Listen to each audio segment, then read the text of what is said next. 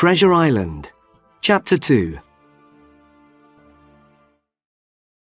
I could see the road from where we were hiding, and soon I saw 8 men.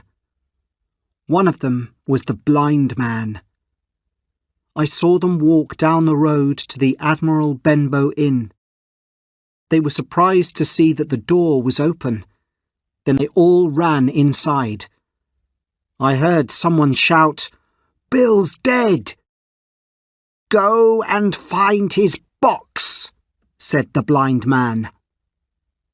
A little later, a window opened from the captain's bedroom, and a man called out, "Someone has opened the box." "Is it there?" said the blind man. "Only the money is there," replied the man. "It's the boy and the woman from the inn," shouted the blind man. "Let's find them." The men started to look around the house. "If you find it, you'll all be rich," said the blind man. At this time, we heard horses coming down the road. When the men heard the horses, they started to run in all directions.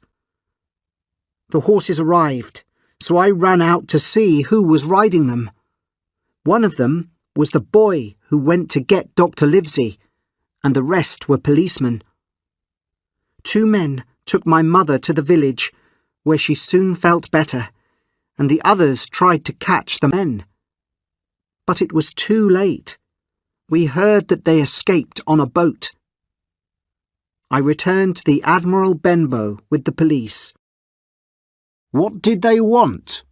said Mr. Dance, the head of the police. "I think that they wanted this," I said, showing him the papers that I still had in my jacket. "I'd like to take them to Dr. Livesey." "That's a good idea," said Mr. Dance. "He's a magistrate as well as a doctor. He'll know what to do. I'll come with you." We found that Dr. Livesey was not at home, but was eating at the house of Mr. Trelawney, an important rich man. Mr. Trelawney asked us into his house. I showed Mr. Trelawney and Dr. Livesey the papers that the captain had in his box. "I think this might be a clue as to where Flint buried his treasure," said Dr. Livesey. "That is why those men were not interested in money," agreed Mr. Trelawney. "If you are right, we should take the next boat from Bristol and go and find the treasure ourselves." "If Jim here agrees," said the doctor, looking at me, "we should look at these papers now." The doctor looked at the papers. Some of them seemed to describe the ships that the captain and his men had robbed of money. Then we looked at the other papers and saw a map of an island with a big cross on it next to the words, "Most of treasure here."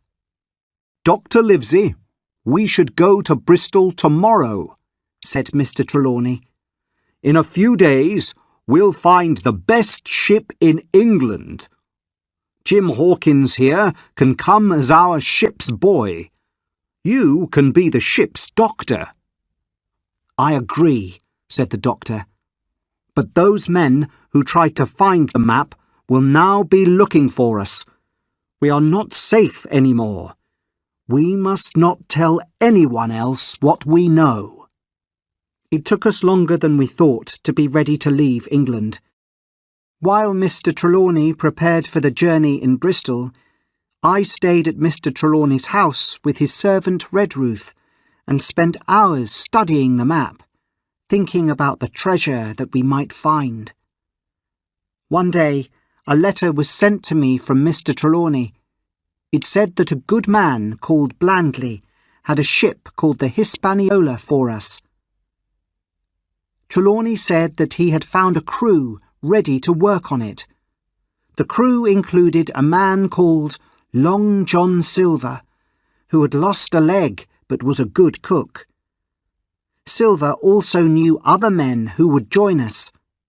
Trelawney said that everyone was excited by the thought of the treasure. I was surprised by this, as I thought we had to keep the news of the treasure a secret.